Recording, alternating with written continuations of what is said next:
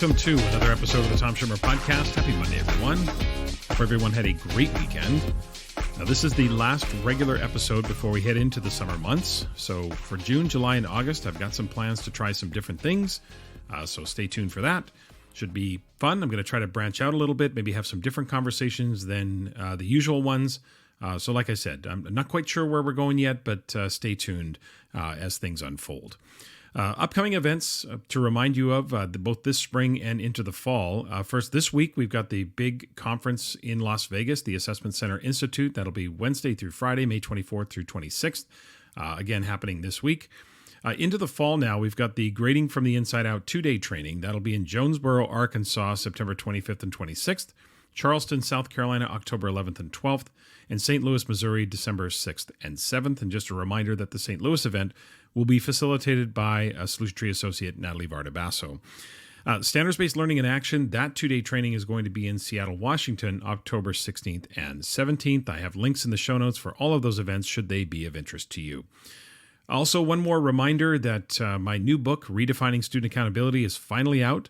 And I have to say, I'm really excited about this book. It's my first solo book since Grading from the Inside Out, which was published in 2016. So that was a lot of fun. And hoping that you'll enjoy that book, should that be of interest to you. A reminder, it's about the separation of achievement grades and behavioral attributes or characteristics and how we go about the business of actually teaching kids to be more responsible, more accountable, more respectful, etc. Okay, thanks for tuning in again this week. A big welcome to any new listeners joining in for the first time, and a big thank you to longtime listeners. I really do appreciate all of you.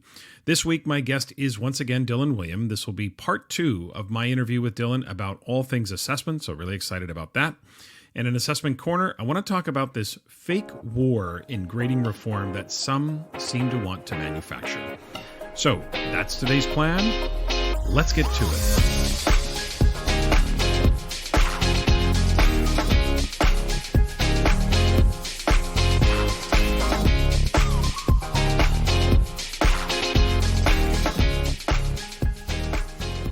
Part 2 of my conversation with Dylan Wiliam is coming up. But first, don't at me. But I want to open this week with some thoughts about failure. Now, first, a little bit of the backstory. Several weeks back, the Milwaukee Bucks were eliminated from the NBA playoffs by the Miami Heat. Now, Milwaukee was not only the number 1 seed in the Eastern Conference, they had the best record in the NBA at 58-24. Now, arguably, Milwaukee has the best player in the NBA, Giannis Antetokounmpo, and they were certainly poised to make a deep run in the playoffs. I mean, maybe not a championship, but they were poised to make a deep run. But guess what? That didn't happen. Miami defeated the Bucks in only 5 games, and that marked one of the biggest upsets in NBA playoff history. So, of course, as the star player, there are going to be a lot of questions from the media and from the fans in the aftermath of such an upset. And Antetokounmpo is, at the press conference and answering a lot of questions. And one of the reporters asks him, "Do you view this season as a failure?" And Giannis sighs from the table and says, "Oh my God." Now, while saying that, he looks visibly annoyed at the question, and then he answers the question. He says, quote, "Michael Jordan played 15 years. He won 6 championships. Does that mean the other 9 years were a failure? Is that what you're telling me? I'm asking you a question, yes or no. Were those other 9 years a failure?" End quote. Now, the reporter replied, "No." So Giannis responded, "Exactly," he said. "So why do you ask me that question? It's the wrong question. There's no failure in sports. There are good days, there are bad days. Some days you're able to be successful, and some days you're not. Some days it's your turn, and some days it's not your turn. That's what sports is about. You don't always win." End quote. Now, when it comes to professional sports, that's not really going to be a very popular answer. You just need to ask Toronto Maple Leaf fans about how they feel about there is no such thing as failure. But I'm not sure what's happened to us, though it's probably social media. But we've landed in this era where fans and others have this championship or failure mindset. You either win or you're a complete failure. We love to put that pressure on others, right? We want our professional athletes, our idols, to be obsessed with winning. But as Giannis said, you don't always win. There are 30 teams in the NBA. there will only be one champion, which means 29 teams will not win a championship. There are 30 teams in Major League Baseball. Only one champion, which means 29 will not. There's 32 teams in the NHL. There'll be one champion, which means 31 teams will not win a championship. In the NFL, there's 32 teams, one champion. That means 31 teams will not win. In those four major sports, there are 124 teams and only 4 winners. So are we really saying that 120 teams failed? I think we've lost our collective minds, and more importantly, we've lost perspective on this. I'd like to see this standard applied to the lives of anyone else, especially those making this assertion. I'd like to see if you bring it each year and, quote unquote, win a championship in your respective fields. You know, the elementary school teacher who applied for a grade 5 position but didn't get it. Is that person a complete failure? The high school teacher who applied to be an instructional coach but was turned down, didn't get the job. Total failure. The teacher who applied to be an assistant principal, got shortlisted, was interviewed, but didn't get it. What an absolute failure. Shall I go on? Does that sound right? Now, I know people pay their hard-earned money to watch professional sports, and the athletes in the sports make an insane amount of money. But you paying to watch your team doesn't guarantee you a championship. What has happened to us? The idea that championships are all that count, that there's no such thing as success if you don't win a championship. Honestly, when it comes to dumb arguments, just look at sports. Look to sports, look to professional sports and fans for some of the dumbest arguments. They're usually just arguments to justify their own positions, especially if they're ones that we want to assert or ones that we believe in. Like, for example, the conversation about who is the greatest basketball player of all time, as they call the GOAT, the greatest of all time. Michael Jordan is considered the GOAT by most in the NBA because he's 6-0 in the NBA Finals. And so people often talk about the fact that he's undefeated in the finals, but he only went 6 times. He never made the finals 9 years, right? So Bill Russell was 11-1 in the finals. So he went to 12, but lost once. So going to fewer finals and never losing is better than going to twice as many? Okay, I got it. So undefeated is the standard then, right? So if that's what we're saying, if going to fewer finals but being undefeated makes Michael Jordan the GOAT, then let's apply that to a different sport. Let's say football. If we apply that standard to football, that means Terry Bradshaw and Joe Montana are the greatest quarterbacks of all time because they both are 4-0 in the Super Bowl. Now, people will say to me, no, Tom, it's Tom Brady. Why is it Tom Brady? Well, he won 7 Super Bowls. But wait, he lost 3. So undefeated isn't the standard when it comes to football, but it is the standard when it comes to basketball. Okay, got it. You see what I mean about dumb arguments? Just look to how fans argue their positions in professional sports, and you will find easily some dumb arguments. Now, do we do this to our students? Like as teachers or parents, do we do this? I really think we need a collective mindset reset on what it means to be a failure. If Giannis were a student, would we put he and the Bucks in remedial basketball league immediately because they didn't max out? They didn't win the championship? Imagine taking a deficit approach and saying, well, clearly the Bucks aren't NBA players. We need to put them in a league that is more suited to their abilities. That sounds kind of silly, doesn't it? But think of how many times we've talked about students like that in some schools. Like the minute there is a less than desirable outcome, it's redirect, reprogram, lower expectations, and things like that. Sometimes that's the right call, but sometimes we're a little too quick to lower expectations rather than surround them with the support that's necessary to reach excellence. Now, I get the difference between a world-class athlete, professional athletes, and students in school. I get that. Should Giannis and his teammates be disappointed? Yes, they should. They had the best record in the NBA, and they fell short. Should the fans feel a little disappointed in the early exit from the playoffs? Absolutely. But to characterize the season as a complete failure is, to me, a little bit ridiculous. Sure, in the hot take world of social media and sports talk radio, maybe you do that, but it is a ridiculous standard that could never be fulfilled by anyone else in society. You can have a phenomenal career, never get a promotion or not win Teacher of the Year or anything like that, for for places that have that kind of silly stuff. But, you can have this phenomenal career, not get a promotion every year, not win teacher of the year, and still have a great career. We have to stop instilling this all or nothing mentality, because the odds are against you winning every single year. Again, whatever that means in your context. But it's going to do nothing but contribute to our collective mental erosion.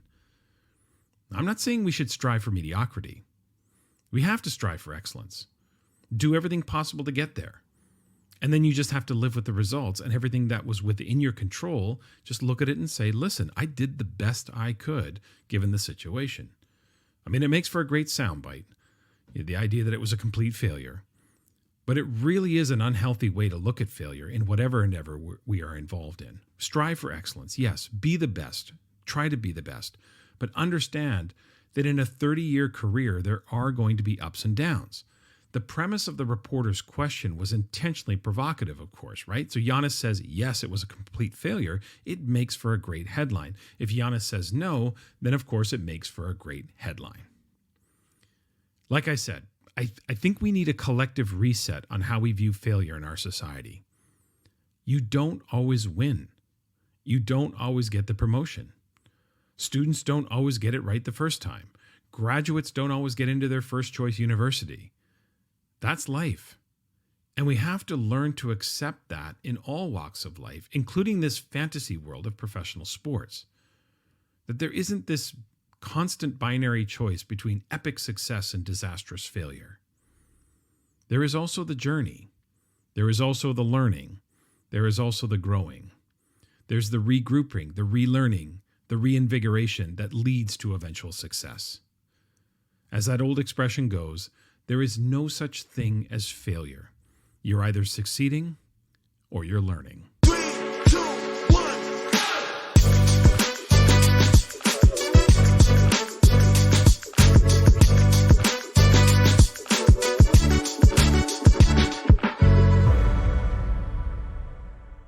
Back with Dylan Wiliam this week. Looking forward to our conversation. And listeners, if you haven't listened to last week's conversation, would really encourage you to go back and listen to part one of this conversation. Not necessary, there'll be two different conversations, but certainly so many great nuggets and insights shared by Dylan last week.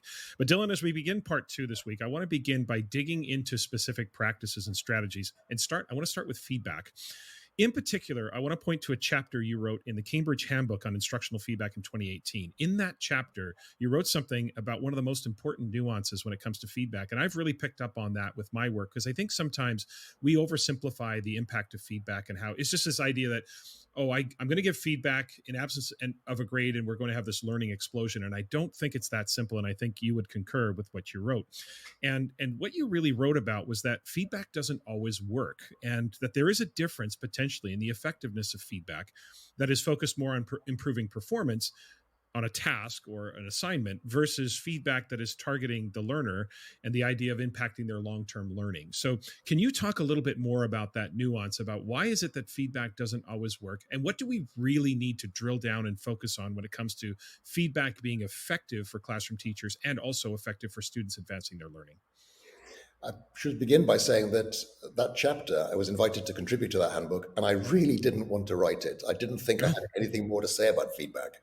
But somebody twisted my arm, Jeff and Anna Lipniewicz, Jeff Smith and Anna Lipniewicz, twisted my arm, and I said, "You got to do it." And so it's like one of those things that I think Michel Foucault said, "I write in order to change myself and not to think the same as I thought before." So I think that was a good example of the writing actually. I had no idea what I was going to write. I didn't think I had anything to say. And eventually I came up with a chapter that people seem to like. So I think the crucial thing here is this distinction that psychologists make between learning and performance.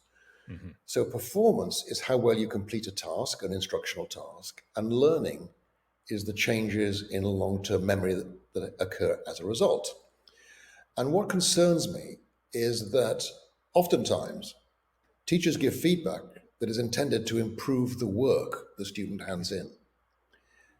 These are the ones you got wrong, do your corrections. Or often the teacher does the corrections for the student, tells the student what to do to improve the work. The student does it. The work is now improved. The student may even get a better grade, but the student's ability to do better work in the future hasn't been affected because the teacher did all the intellectual heavy lifting.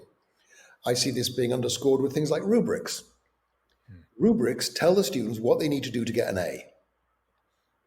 And if the rubric is too precise, it will actually enable the student to get an A without understanding any of the stuff that they're doing. They're just jumping through the hoops. And there's an inevitable pressure here because students say, well, tell me what I need to do. And it's not very supportive to say, well, if I have to tell you what to do, you won't know, it'll spoil the activity. You need to figure it out for yourself. So there's a push towards transparency. Why did you give me an A? Why do you give me a B? Why do you give me a C? And so rubrics support that, but I think they undermine learning very often because they improve the work, but don't necessarily improve the thinking of the student that produced the work. Right. And so I think that I think is a kind of concrete suggestion, and it comes from the fact that people are still obsessing about what's the effect size of feedback. So we've seen people like John Hattie in his visible learning program trying to work out, well, is the effect of feedback 0.4, as Valerie Shute claims, or 0.8, as John Hattie claims? I'm saying those are stupid questions. Because if you improve student achievement by telling them what to do, you'll get a huge effect size, but they won't learn anything. 6 weeks later, it'll be completely ineffective. And so there's an important review of research by Kluger and Denisi, published in 1996, that looked at the research on feedback, and they calculated an average effect size of 0.4. And then they said, we don't think this is relevant. Because if the feedback has its effect by making the students more dependent on feedback, that's not a positive. And so we should change our focus to what are the long-term effects. And the other thing I think that's changed about feedback research is a recognition that we need to do it for the long term. By one estimate by Maria Ruiz Primo and Min Lee, 75% of the published studies on feedback are done by psychology professors on their own students, where the feedback event is a single transaction taking minutes. Students are invited into the lab, tested, given feedback, tested again, and dismissed. I don't think that has anything to tell us about learning. It tells us only about performance. And so I think that most of the research on feedback is unhelpful because it actually focuses on changes in performance rather than in long-term learning. This is a particular worry because we now know from the work of people like Robert Bjork that actually things that improve performance often have a negative effect on learning, and things that make performance worse can often have a positive effect on learning. So, for example, doing a mixed batch of problems, not 10 problems of the same sort, but 10 different sorts of problems, actually is much harder for students. Their performance is degraded because they can't get into the hang of doing one kind of problem and just doing it 10 times. So doing things, what it was called interleaved practice, doing chopping and changing every problem is a different kind, actually makes students' performance look worse because they never get into a rhythm doing it, but it results in better long-term learning. So there's quite a long-standing finding from the memory research that shows that manipulations that make the performance in the task worse often make the long-term learning better. Yeah. And so I think that's the real problem with feedback research, is that we've prioritized short-term gains where we get huge effect sizes, and that completely distorts the whole field of research. The second thing that I think is really important about feedback research recently is people have focused on less on what the feedback is. Should it be immediate? Should it be delayed? Should it be supportive? Should it be critical? And more on what does the student do with it? What researchers call recipients processes. There's a very nice example of that from David Yeager, a former colleague of Carol Dweck's, I think is at the University of Texas at Austin now. And he just did a nice experiment with his colleagues where half the students were told why they were being given feedback. I'm giving you this feedback because I have very high expectations and I know you can reach them. The other students in the experiment were just told, I've made some comments, so you have feedback on your paper. Students were invited to resubmit. Where the students had the more positive post-it note, the African-American students in the sample were 4 times as likely to resubmit the work, just a change in a post-it note. So that suggests there's a lot we can do to improve the take-up of feedback by getting students to understand, I'm giving you this feedback because I care about you. I want you to get smarter. I believe you can get smarter. This feedback is designed to do that. And I think that's what we're learning now is, let's not put our energies into making the feedback perfect. Let's make the relationships between us and our students so that the students act on the feedback that they're given to move their learning forward. Yeah, the Kluger and Denisi research from 1996 is jarring in a way when I think, and you articulated that in your book, Embedded Formative Assessment, this idea that there are 8 potential responses that students could have, and 6 of them are negative. That you can either change your aspiration or change your effort. Those are the only positive responses that kids can have to our feedback. It is jarring, but important. And I can tell you, there's somebody who is greatly impacted by that chapter you wrote. It has caused me to talk about feedback in a way that I ask this question of teachers all the time. Is your feedback a set of directions, or does your feedback cause thinking? Yeah. And that translates into the idea of building a rubric, that a rubric, for me, the most effective rubrics are the ones that describe quality. They don't prescribe output. They're not a set of directions. They're not an answer key, but they describe a kind of a gradation of quality that the students then have to think about and manifest. Would you subscribe to that being maybe the more effective way to create criteria? I mean, absolutely. And if we think about the important nexus between feedback and self-regulated learning, as psychologists call it, for me, the rubric should be telling the student, am I on the right track? Right. The student should be able to refer to the rubric and just say, am I, not here's what you do next, because that's definitely going to improve the work, but not improve the learner. But I think the rubric can be helpful in reassuring the student, you're on the right track, or actually you've forgotten an important element that you need to do to support your argument in this, in this history essay, for example. Yeah, no, it's an interesting conversation. I try to say it somewhat provocatively when I say to teachers, hey, when it comes to feedback, focus on the learning. And they look at you kind of sideways and think, great idea, Tom. Never thought of that in my 20 years of teaching. But then I get into the nuances of basically what you wrote about. And that is that idea that you can actually improve the quality of the task, but not impact their long-term learning. And I think that is a nuance that so often gets lost. And I mentioned this before, I think last week in part 1, this idea of the oversimplification of the way we talk about feedback on social media and in blog posts. It's this definitiveness, and there's so much nuance to it, and so much we have to pay attention to that. I certainly really appreciated that chapter. So for as one person anyway, I can tell you I'm thankful you wrote that chapter, because even though you didn't want to write it, it had a tremendous impact on me for sure. Now, the other thing I notice about feedback, I want to stay with this thread for a while. I noticed that a lot of teachers, and this is for all the right reasons, so this isn't a criticism, but I think we have to critique this a little bit. I think a lot of times teachers are guilty of giving kids too much feedback, especially in proportion to the amount of time they're prepared to give kids to act upon the feedback. I think I've heard you say many times that any feedback you provide students that they can't act upon is useless feedback. I think that's something I've heard you say before, and many others. So this leads teachers to feeling overwhelmed. When we think about feedback, it's like, Tom, I know feedback is important, but where do I find the time? So they're frustrated that students aren't acting upon the feedback. So I guess my question to you is, what would be some efficient ways for teachers to give feedback that doesn't compromise the effectiveness for students, right? So how do we create efficient routines for teachers, but effectiveness for students in terms of our feedback routines that don't leave teachers feeling burnt out, but also leave students on that trajectory of learning? Well, we have to take about 4 steps back first. So the first step is create slack. You've got to create time. There isn't, every curriculum, every set of state standards is too full. There's too much in there. For sure. And so if you teach it all, it's way too much for most students. So you have to create slack. And my way of doing this is to say that you have to designate a maximum of 80% of the standards you're going to teach in a semester or a marking period as essential, and at least 20% has to be desirable. Then you teach the essential stuff and you do an assessment. And if the students have mastered the essential stuff, then you can do the desirable stuff. If you really want to hand on heart say that you are delivering the standards, you can relegate the desirable stuff to homework tasks, so that then you can hand on heart say, I did assign this work, your child just didn't do it. So once you've got that slack, then you have to build in ways of using that slack. So for a start, I would say, if you take time to write comments on a student's work, The next time those students are in the classroom with you, they should be responding to that feedback.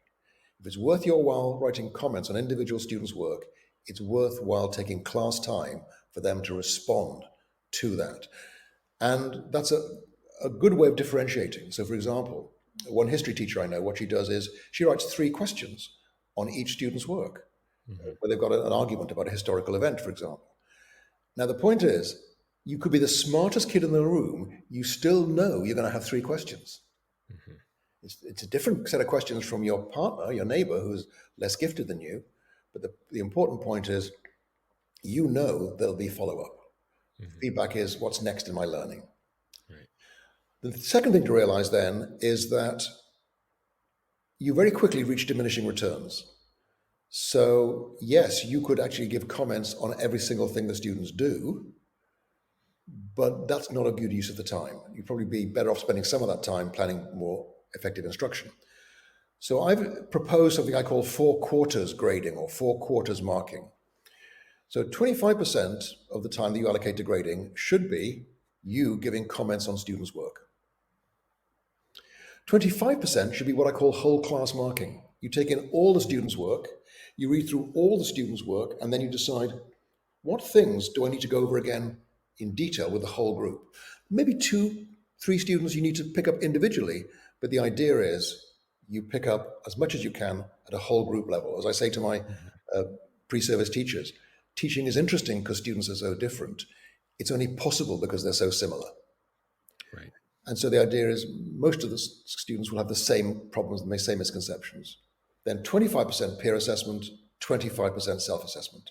I wouldn't go to the stake on those percentages, but the idea that teachers writing individual comments on students' work is very expensive. It's one-to-one tuition, the most expensive form of education we've invented. So the idea is, if you take the time to write the students' comments on students' work, make sure there's time in the classroom to respond to those, but then explore other ways that are more efficient, maybe less effective, but the important thing is the cost-benefit trade-off. And in general, doing a bit less of grading, a bit more whole class grading, a bit more peer assessment, a bit more self-assessment would be more beneficial. I want to be clear, it's very difficult to do this well because what we know about students is that they often give misleading advice to each other. Students often think things are correct when they're incorrect. But it's a worthy goal. As students get older, we should be trying to get them to be more and more effective in assessing their own and their peers' work, because then they're able to apply those same criteria to future pieces of work. Yeah.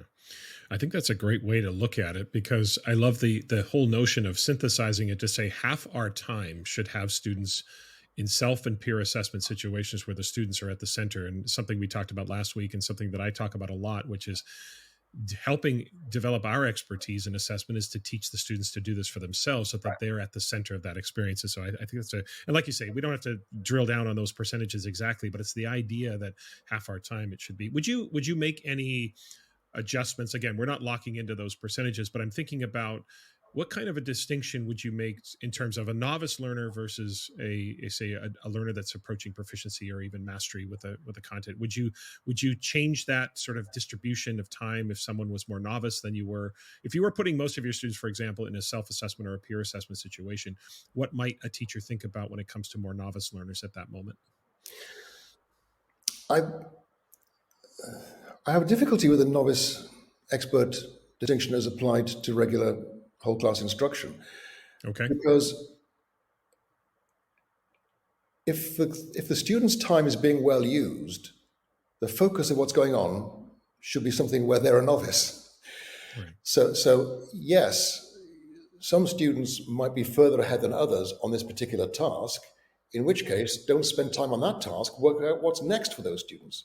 So right. I would always be wanting to move students to where they're a relative novice. Okay.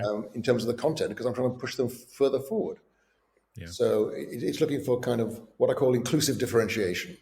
Yeah. The idea of the same task being given to students, but where, and it's not just, not just write an essay about what you did on your vacation, which is kind of copping out, but finding ways of making it more challenging for some students because they can cope with it. So the idea of teachers adjusting the difficulty of the task by negotiation, by discussion, by probing, by pushing with the students. That's a really good point. I think the idea of having all students at a level of at a novice level based on where they are in their learning is a great perspective on that for sure. So speaking of the students, let's shift now and talk about the students. From where I sit, and certainly and listeners, you've heard me say this many times on the podcast, and I know, Dylan, you've talked about this as well. I think getting students to talk to each other about their learning is one of the most underutilized assessment for learning strategies that we have. Would you agree with that? And if so, how do we help? What are some ways we can help teachers understand the power of engineering conversations in the classroom and how that evidence really helps us, make instructional decisions, help learners see what others are thinking, help them move along that trajectory?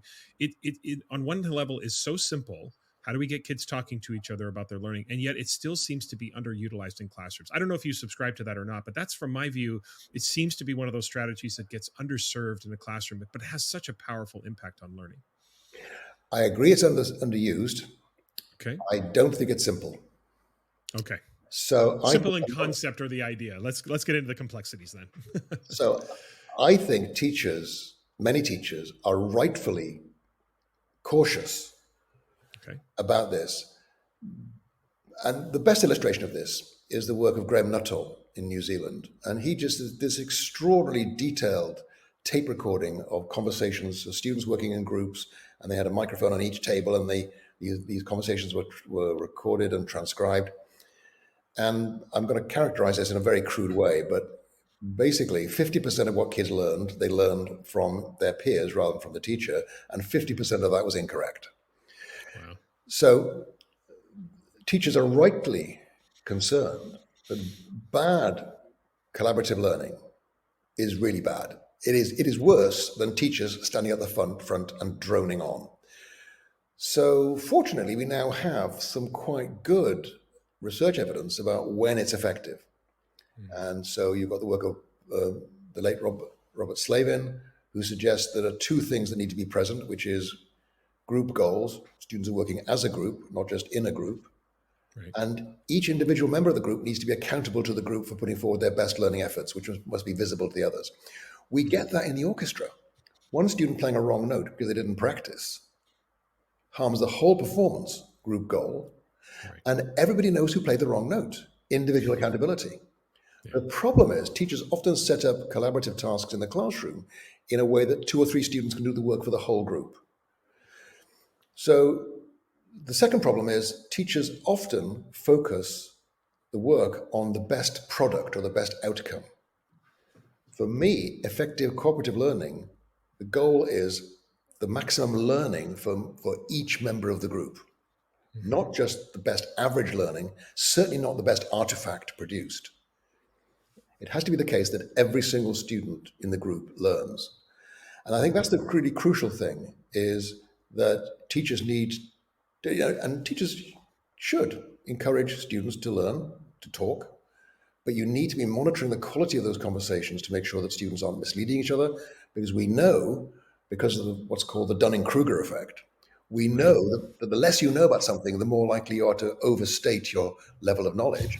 And we see very unknowledgeable students giving confident, incorrect advice to others. Right. So you need to be monitoring that constantly. And also, even when it's correct, it can be unhelpful. So again, this is Bob Slavin's work. And what they found is that when students gave each other support in the form of elaborated explanations, that was usually positive for the recipient, but not where it was just giving them the correct answers. Mm-hmm. That leads to a second feature of effective group work, which is the work of the Johnson brothers, about how you need to talk about this as a process. So what are we going to do when we're supporting each other? Are we going to give them answers, or are we going to try to help them understand this stuff? And so actually having a sort of meta conversation about how you work in a group, reflecting how well did we work as a group? And one extreme version of this is a technique used by Roberto Baldino, a mathematics educator in Brazil, where students are assigned to work in groups of 4. The groups are changed every week, but the group of 4 works on a chapter of a textbook, or a math textbook. And when they think they're ready, they tell the teacher, and each member of the group is tested on the content of that chapter. And each member of the group is awarded the score of the lowest scoring member of the group. Wow. Now, that's not a very good assessment of what each student learned, but it's a very good way to make sure that everybody takes everybody else's learning seriously. Right. So I wouldn't report that to parents, I wouldn't grade it, but by saying, basically, the variation in achievement in this group is too great. You could actually even use the standard deviation if you wanted to. You could say, well, some of you did very well. The other way I've seen this done is by teachers posting up a stem and leaf plot of the scores in a test for the whole class. How are we going to make sure that the whole class does better next time? The idea that students take each other's learning seriously. So I think that's the really important point, is that the focus is very clearly on making sure that everybody learns this. It's not just the best artifact. It's not even the best average amount of learning. It is the smallest variation of the learning across the class. Right. Yeah. That leads me to think about this focus on collaboration and 21st century skills. You think about teaching kids how to collaborate, how to come to consensus, how to help support one another, responsible for group results as opposed to just I got mine and I got that achievement going. And I appreciate the correction. I think if I would have been more expansive, I would have said it's simple conceptually, but it's complex in execution. Right? It's the idea that getting kids to talk about each other is simple conceptually, but certainly we have to be sharp with our prompts. We have to monitor the quality of those conversations. We have to make sure they're actually being effective in terms of improving learning. So there's a lot of moving parts to it for sure. So I appreciate that correction as I tried to present it in an oversimplified way as somebody who's been railing against oversimplification for most of our conversation. The other question I want to ask you about, just to dig into, because I think it's a strategy I've used in my own teaching years ago, and it's a strategy that I think many teachers have an effective impact with in their classrooms, but still a little underutilized at times by other teachers. And that is the hinge question, the hinge point question. So when it comes to, these questions that we ask at pivotal moments, kind of mid-lesson to gauge where students are, for you, just to highlight for listeners, what are some of the keys to developing an effective hinge question? Well, typically they work best in situations where we know that misconceptions are likely. Okay. So often you can actually develop these by looking at lists of misconceptions. So there are databases of student misconceptions in math and in science, and you can actually start from there. You then write the question, and I would suggest multiple choice questions. Yeah. People say, well, why multiple choice? Because it makes the teacher's job easier. Reading 25 mini whiteboards is challenging. Just looking at the A's, B's, C's, and D's is much easier when you look around. So multiple choice questions where the incorrect answers relate to well-known misconceptions. How do you generate these questions? My advice, ask them as an exit ticket. Ask them as a constructed response question, and then take the most interesting incorrect answers, tidy up the language a little bit maybe, and then use those as options in a multiple choice question. Then try it out as a multiple choice question, but then ask students why they chose that option. So this is part of the development process, because you can then tell whether the question is functioning in the way intended. Did the student choose this because they had this misconception? So let me give you a couple of examples. A very simple one in middle school science. Would your mass be the same on the moon? So if you ask students, would your weight be the same on the moon? They get it right because they've seen videos of astronauts bouncing around the moon's surface. So they know that the weight is different, but they haven't understood the difference between mass and weight. So they think your mass would also be different on the moon. In elementary school math, which is bigger, 0.25 or 0.3? It's worth asking because many children ignore the decimal point and conclude that 0.25 is bigger than 0.3 because 25 is bigger than 3. So it's having a stock of these kinds of questions that you can ask that elicit evidence of misconceptions. Now, more experienced teachers will have all of these at their fingertips. Any moment is a hinge point in a lesson for those teachers, because they can just pull out a question from them experience and just ask that question straight away. For the novice, I suggest we script it. So when we plan our lessons, we plan at least one hinge point into the lesson. At this point in the lesson, I'm going to check the students are with me. I'm going to ask it in multiple choice format, I'm going to get a response from every single student. I'm not going to use any technology. I'm going to use A, B, C, D cards, or 1 for A, 2 for B, 3 for C, 4 for D. Why? Because if we want to create a classroom where students feel okay about making mistakes, the last thing we should do is record every single one of them. Right. So, the great thing about mini whiteboards, about finger voting, is that once your hands are down, there's no evidence you got it wrong. Nobody's captured that information. Mm-hmm. Whereas, if you capture this with an electronic clicker, then, it's just recorded in an Excel spreadsheet forever. So it just feels much more threatening. The other thing that I like about ABCD cards or even finger voting is you can have multiple correct answers. Right. So, we've got 5 kinds of figurative language we've been using. Alliteration, hyperbole, onomatopoeia, personification, simile. He honked his horn at the cyclist. I hope that most students realize there was onomatopoeia there. Honk. 3. Yeah. But some students will also realize there was alliteration. He honked his horn. And I was a bit sneaky there because I didn't emphasize the alliteration. I said, he honked his horn. So I made it a bit more subtle to provide that differentiation so that some students aren't noticing it. And so you have to make a decision. Is it important that some students missed part of the subtlety of this question? Maybe yes, maybe no. But the important point is you are planning to check on the student's progress in the lesson at a time when you can do something with it and just immediately take a follow-up remedial action. That's the idea of a hinge point question. It's pre-planned. It's typically in the middle of a lesson, and you actually have plan B ready if you find out that plan A is not the way to go. Right. And based on the misunderstandings and misconceptions, we make those instructional adjustments. 2 things you said really caught my attention. One, I never drew the line between an exit ticket and developing a hinge question. I love that idea of taking their answers and realizing what their misunderstandings are and then repurposing those into a hinge question. And the other part about, I know so many teachers nowadays are caught up in, programs like Kahoot and other electronic devices. And I'd never really connected the dots between this sort of what some would see as old school ABC note cards or finger voting, but the connection between that and the idea of self and peer assessment, especially peer assessment, where you're building a classroom culture where it's okay to be wrong publicly and it's okay to be and to feel supported in that environment, that if you do things in private, and you're right, it records it on a spreadsheet and teachers will say, yeah, but I can go look at how the student did. I said, but there's a time delay between you knowing that information and being able to make your instructional decision. That time delay is problematic. Now, I guess multiple choice wouldn't work all the time. Do you subscribe to the idea that there's a limit or a shelf life to a hinge question versus as you're getting into more complex thinking, or do you feel that you can develop a hinge question at any level of complexity? Yeah, I do.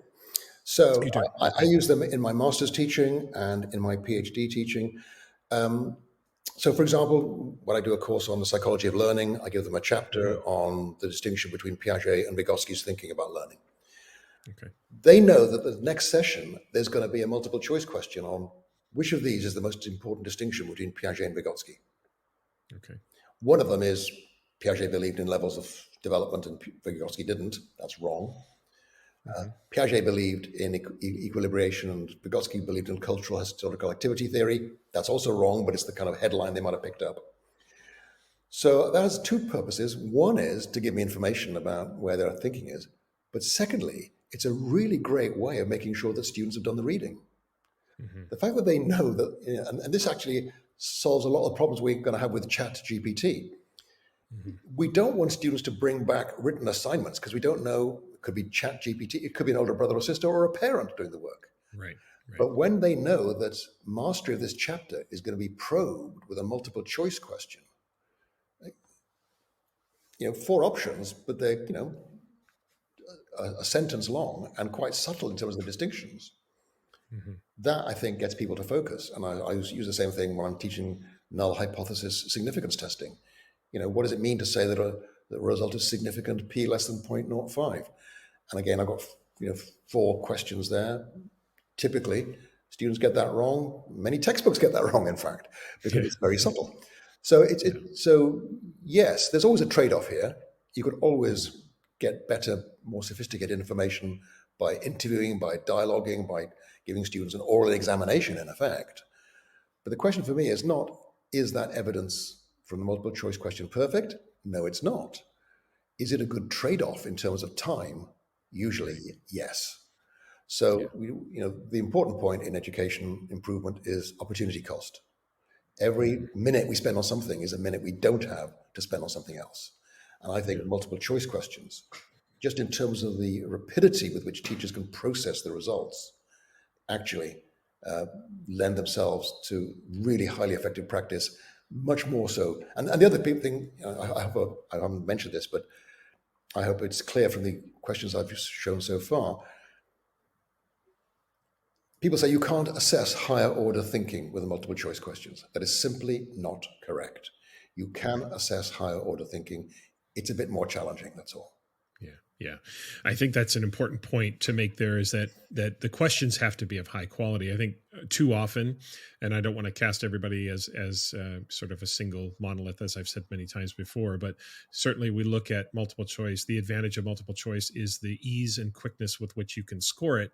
But the time and attention it takes to craft a good question is something that sometimes gets lost. So we might look at the back end and say, well, multiple choice is easier to identify, A, B, C, D. It's easier for me to process where what the collective is thinking, what the individuals are thinking. But that question has to be a good question. If you're going to assess higher level thinking skills, we have to take the time to craft a question that really does get to that. Because I think if we shortcut that, we may end up having a poor question. But I agree with you. I think you can use multiple choice. It's something that I think, because standardized tests often use multiple choice, it's a format that people rail against simply because they want to be counter to what the standardized test. But it's a valid assessment method that really can help instructionally help gauge learning. I'm with you on that for sure. But one more point I think is really important here. Yeah. I think multiple choice questions should be used in classrooms and not in standardized tests. Mm-hmm. We've got it precisely the wrong way around. I think we need more constructed response questions in standardized tests. And with the development of automated scoring, pretty soon now we're going to have students able to write textual answers and have the machine score it as accurately as humans. Actually, we already have that. We already have machines scoring essays as accurately as humans, which sounds impressive until you find out how bad humans are at this. So I think that's right. It's not good. It's like walking on its hind legs. It's amazing that it's done at all. But so I think that for me, we need more constructed response in our high stakes standardized tests and more multiple choice in our classrooms, just because it makes the teacher's data processing task easier. Yeah, it would be, again, one of those simple and complex ideas of having more constructed response, more performance tasks, et cetera, getting to deeper demonstrations on standardized testing. I guess we've got it backwards, and hopefully we can rectify that. One more thing. I want to, go ahead. One more thing. You mentioned performance tasks. Yeah. The problem with performance tasks, which people don't realize, is that they're highly unreliable. So there's some nice work, both at high school level and even in medical licensure, that shows. There's a nice study by Brian Clauser and his colleagues where doctors were given, or trainee doctors were given patient cases to manage. So you decide what tests to run, what the patient says, and then you manage the patient. What they discovered was that how hard the task you were given was almost irrelevant. How good you were as a doctor was almost irrelevant. Who did the scoring was irrelevant. What mattered was how lucky you were in the particular case you were asked to deal with. Interesting. It's called the person-task interaction effect. So basically, if it's something that you've happened to have come across within the last week, you'll do well. If it's something you last saw 3 months ago, you might do more badly. Yeah. It's not that the task is hard. It's just not a good fit for you at this moment. Right. And what people don't understand is that when people use more authentic forms of assessment, performance assessments, they make the results of each individual less reliable, unless you're getting a large number of these performance assessments, typically 6, which takes up a huge amount of time that would be better off being spent on instruction. Right. So basically, we have to understand that there's no quick wins here. There are only trade-offs. And anybody who advocates performance assessment without understanding those interaction effects, I think, is just arguing for students' results to be less reliable, which I think is problematic. Yeah, it is problematic. Now, let me just probe that a little bit more in thinking about, say, from a district or a state level. Would you be in alignment with the idea that if we might not be able to have reliability in terms of the individual student and the consistency across individuals, but if we engaged in performance tasks and constructed response questions from a district or a state level, do you think that you could look at trends that way Absolutely. and not drill it down to the classroom, but use it in that more effective manner? Absolutely. But then I take it one step further. Okay. I would actually have different classes doing different performance tasks. Okay. And the idea is that across the district, the performance tasks exhaust the entire domain that we're interested in. The teacher doesn't know which task their kids are going to get. Right. So the only way that the teacher can teach the test is to teach everybody everything. Right. And that's what we want. So I think if we give up this idea of assigning the individual scores to individual students, and instead getting an envelope of scores that says, here's how good our students are at this particular thing, I think we could make huge progress.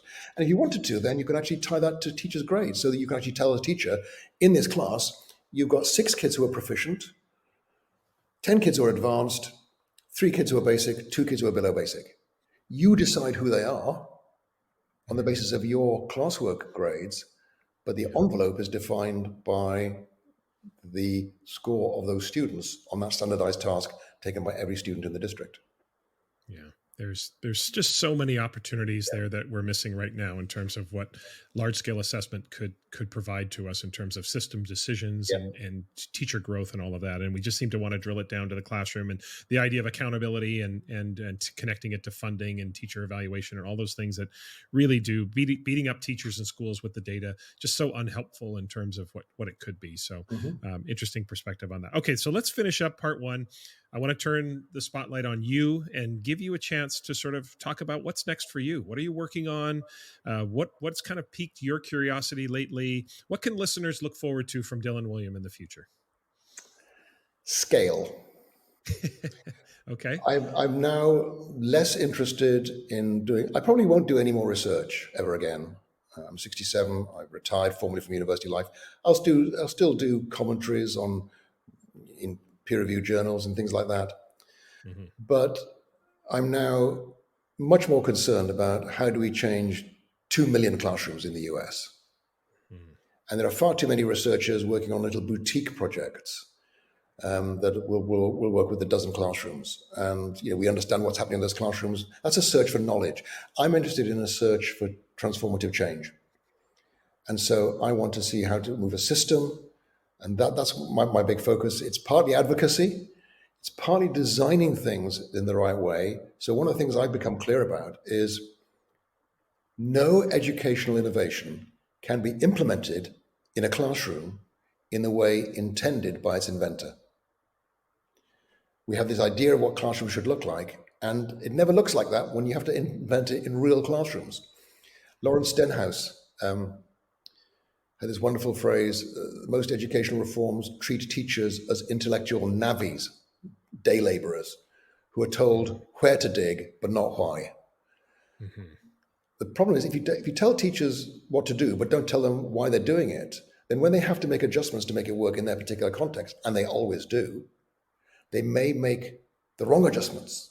They may make what Ed Hartle calls lethal mutations, like teachers being told to use popsicle sticks to pick kids at random, but then forgetting to replace the sticks. So now a kid is off the hook for the next 29 questions. So for me, it's about scale, but it's about scale in a way that's smart. And it's not telling what teachers to do, it's to create frameworks within which teachers can move forward productively. And so my view of the role of leadership is to help teachers become more effective in their classrooms by constraining that towards the things that are likely to have most impact. In North America right now, we have a kind of odd belief that teacher professional development must be focused on subject-specific practices. And there's very little evidence that supports that. And here's the real problem. If you teach teachers how to teach a particular topic more effectively, you'll improve the teaching of that topic, maybe, but nothing else. So that's why I think we have to be focusing on pedagogy. Right. The fact is that pedagogy transcends content, and therefore you teach a teacher to how to give more wait time, make statements rather than Yeah. asking questions, getting responses from every single kid rather than just the usual suspects. Right. They can use Right. that in every single class that they teach. And so thinking about designing systems that can be implemented everywhere with adjustments, with modifications, sure, but with a spine, if you like, that keeps people doing things that are likely to be effective so we don't get the lethal mutations. That's what I'm currently trying Right. to work on. Yeah. You remind me, I think this is a Dylan Wiliamism. I think I've heard you say many times that a poor curriculum taught well is better for kids than a great curriculum taught poorly. Is that you? Is that something I can And that attribute is to something I you? said, but it was actually in the context of a much longer quote. And so therefore, Oh, okay. it isn't true if you Okay. define curriculum in a particular way. So the trouble is, in the United States, Okay. the term curriculum is often used to mean textbooks. Right. That's fair. And so for them, curriculum is part of pedagogy. But Hmm. if you think of curriculum as being the lived experience of young people in classrooms, then pedagogy is part of curriculum. Yeah. So I think that it is correct in one reading of the term curriculum, it's incorrect in the others. But the important point is that what students take away from a lesson, what I'm saying is two teachers with the same textbooks, the same curriculum in that sense, can give our students completely different experiences. One is demeaning and stultifying, one is engaging and exciting.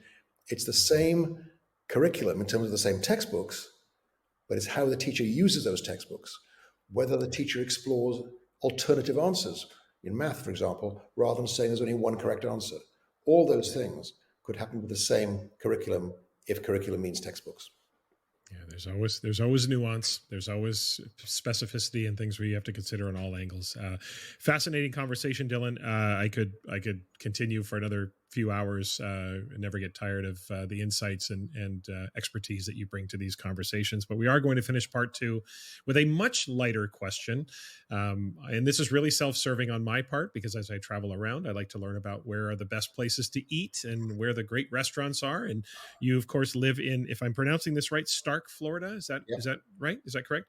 So you live. I love food. You live in Stark, Florida. So if I were to ask you whether it's a hole in the wall, whether it's a nice restaurant, doesn't matter. But where's the best place to eat in Stark, Florida? It's in Call Street, and it's called Okay. I think it changed its name either from or to Tip Thai or Thai Elegance. So it's a Thai restaurant. Okay. And Stark is very small. I think it's got about a population of 15,000 people. So we don't have that many restaurants. Right. But the Thai restaurant on Call Street is definitely the place I would recommend. Excellent. Any favorite dishes there? Yes. I really like chicken larb. It's a kind of starter with kind of chicken salad, but with lots of Thai spices on it. Yeah. And then Excellent. main course, probably basil fried rice. Wow. Okay. I'll keep duly noted. If I'm ever down in Stark, Florida, I will definitely check that out. Listeners, you can. And of course, most of you probably already do. You should follow Dylan on social media. Dylan is on Twitter. The handle is @DylanWiliam. Dylan is also on LinkedIn, and you can find Dylan's website, www.dylanwiliam.org. And I'll have links in the show notes for all of those places, social media, as well as the website. Dylan, can't thank you enough for joining me these past 2 weeks. Really appreciate the conversation. Certainly, I continue to be inspired by your work, and I know many listeners are as well. So thank you. Appreciate you for you doing this week and last week. Thank you. Thank you. It's been fun. This podcast is a proud member of the Teach Better Podcast Network. Better today, better tomorrow, and the podcast to get you there. You can find out more at teachbetter.com/podcast. Now let's get back to the episode. In Assessment Corner this week, we have a listener question. Well, it's not so much a listener question as it is a listener asking for a comment about some comments that were made by Arizona's Superintendent of Public Instruction, Tom Horne. Now, in an article, Horne is quoted as asking schools to scrap grading systems that start at 50% in the name of equity in various school districts throughout the state of Arizona. And honestly, the idea that someone in charge of public education in any jurisdiction would have so little knowledge about the truth of anything so substantive is quite stunning, actually. Well, it actually doesn't surprise me that there's so little knowledge. I mean, don't let the truth get in the way of a good story, right? So let me tell you about the tweet, the comments, and then I'll add my 2 cents after. And longtime listeners, you're probably going to be able to predict what I'm going to say based on a number of things I've talked about in the past, but I'm going to say it anyway. So here's the tweet from the Department of Education in Arizona. They were quoting Superintendent Horne. Quote, "In education today, we have a war between excellence and mediocrity. So-called equitable, compassionate, or standards-based grading promotes mediocrity," end quote. And the tweet goes on to say Superintendent Horne wants to raise test scores so students can compete in an internationally competitive economy. Like, where do I begin with that ridiculousness? Now, I'm going to talk as if I were speaking to Superintendent Horne. So I'm going to try to address the comments as if I was talking to him. First of all, no one is promoting mediocrity, and you know it, Superintendent Horne. What you call excellence is likely a veil for elitist. This so-called war between excellence and mediocrity is entirely fake and manufactured by you. So here's my first question to you, Mr. Horne.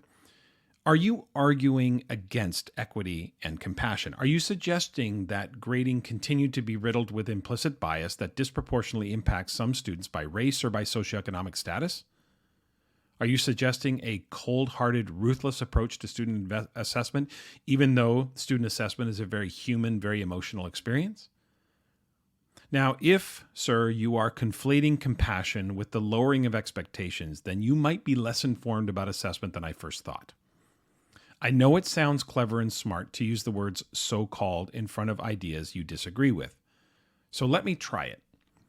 This so-called cry for excellence is nothing more than an attempt to marginalize certain groups of students so that some can maintain their power and leverage in society. How about that?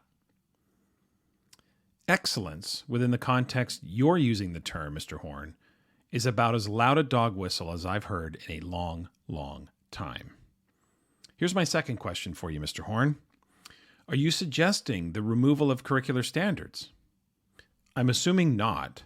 So I guess the real question I'm asking is, if teachers in Arizona are teaching to state standards, what exactly is so outrageous about the idea that students' grades be based solely on the achievement of those standards? Why is that the controversy? Standards-based grading means grades are based on the standards. Now, we've had standards for over a generation, but basing grades on those standards is still controversy? Now, you mentioned mediocrity. Do you mean the mediocrity that's promoted by traditional grading when students can balance a less than favorable assessment performance by earning some extra credit for something unrelated to the learning outcomes? Are you referring to the mediocrity promoted by traditional grading when students' past performances count against them in perpetuity, even though the student has now reached a level of competence with the learning? Like, if I now know how to add fractions, why does it matter that I used to not know how to do it? Are you referring to the mediocrity promoted by traditional grading when grades for homework can be achieved by copying someone else's answers at lunch or the night before, and then students can pass those answers off as their own the next day? Or related to that, are you talking about the mediocrity that's promoted by traditional grading when I get points for the completion of homework assignments regardless of whether anything was done properly or answered appropriately? Achievement points or scores for completion. That can't be your definition of rigor, can it? Mr. Horne, are you referring to the mediocrity promoted by traditional grading when we allow a student's behavior to distort their achievement level? Please tell me, Mr. Horne, that you are not in favor of purposefully distorting student achievement levels. I would hope a fundamental principle of assessment that you would subscribe to is that a student's grade should be an accurate reflection of the degree to which the student has met the standards of the class that they're enrolled in, and that we would do everything we could to avoid distorting that achievement level in either direction, right?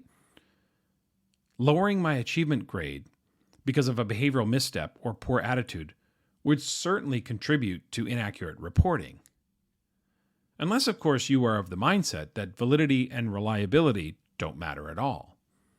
I have a third question for you, Mr. Horne. I'll make this one quick. You say you want to raise test scores. Well, grading has nothing to do with that. Grading has nothing to do with raising achievement. And anyone familiar with any of the assessment research knows there is unanimous agreement in academia that the pathway to raising achievement is through feedback. and that we raise achievement through strategies, formative assessment, effective feedback, and we raise achievement through interventions, responding to assessment evidence. Grading is neither a strategy or an intervention. It's neither of them. Grading is measurement. An accurate measurement begins with a reliable measure that allows for a valid interpretation of the evidence. If you understood assessment, Mr. Horne, you would know that. Now, question 4, and I'll finish here. In this recent article on the Center Square website, you were cited as asking schools to scrap grading systems that start at 50% in the name of equity in various school districts throughout the state. Mr. Horne, minimum 50% grading is not about equity. It's about simple mathematics. To be more specific, it's middle school math. Let me cite 6th grade Arizona standards. Okay? 6.SP.B.5C. Summarize and describe, giving quantitative measures of center, median, and mean. Translation: 6th grade standards are mean and median, measures of central tendency. If you want to outlaw 50% minimum grading, then you have to outlaw any mean averaging, because every 6th grade student learns that extreme scores annihilate the mean. So the 50% is designed primarily to prevent teachers' grade books from being mathematically invalid. But again, if you don't care about accurately reporting student achievement, then sure, do whatever you want in the grade book. Now, you must have, since you've specifically targeted this practice of minimum 50 grading, you must have at least familiarized yourself with the educational researcher August-September 2012 article written by Theodore Carey and James Carafio.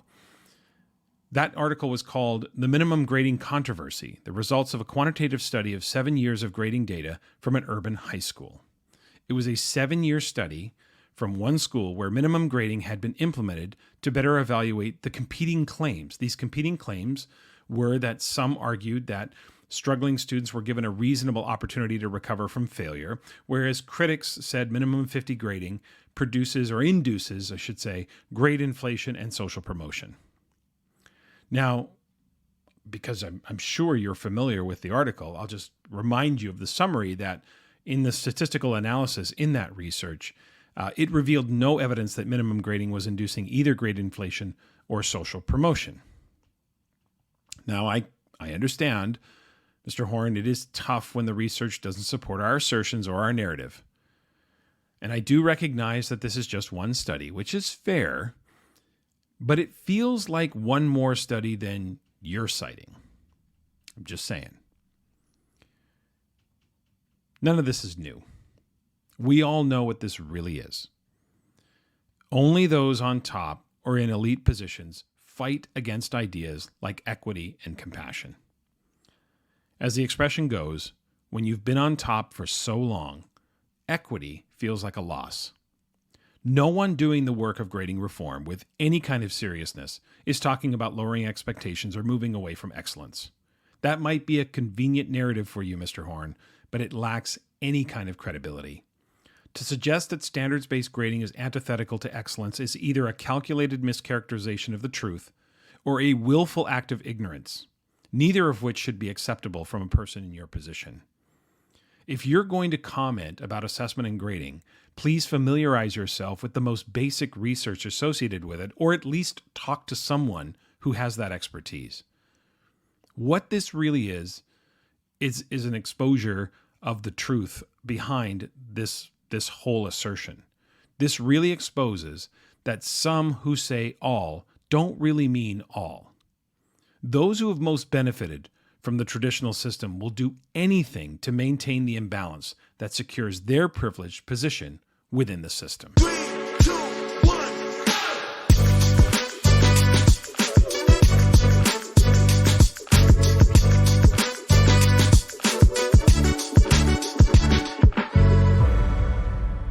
Okay, that's it for this week. Remember to follow the podcast on Twitter, Instagram, Facebook, YouTube, and TikTok. Also, please email the pod, tomschimmerpod@gmail.com, if you've got questions for Assessment Corner, or if you've got suggestions or any feedback from me about the podcast. And a reminder to check the show notes for the links for the upcoming professional learning events I mentioned in today's opening. Now, we are heading into the summer, as I mentioned, so the schedule might be a little bit more sporadic, but I will have at least 6 episodes for the next 3 months. So for June, July, August, we'll have at least 6 episodes before we get back into the regular routine come September. Please subscribe, rate, and review the podcast, especially on Apple Podcasts, but a rating and review on any platform will help grow the podcast's reach. And if you like what you hear, please keep spreading the word about the podcast to your friends, your colleagues, or on social media. I would really appreciate that. Have a great week, everyone.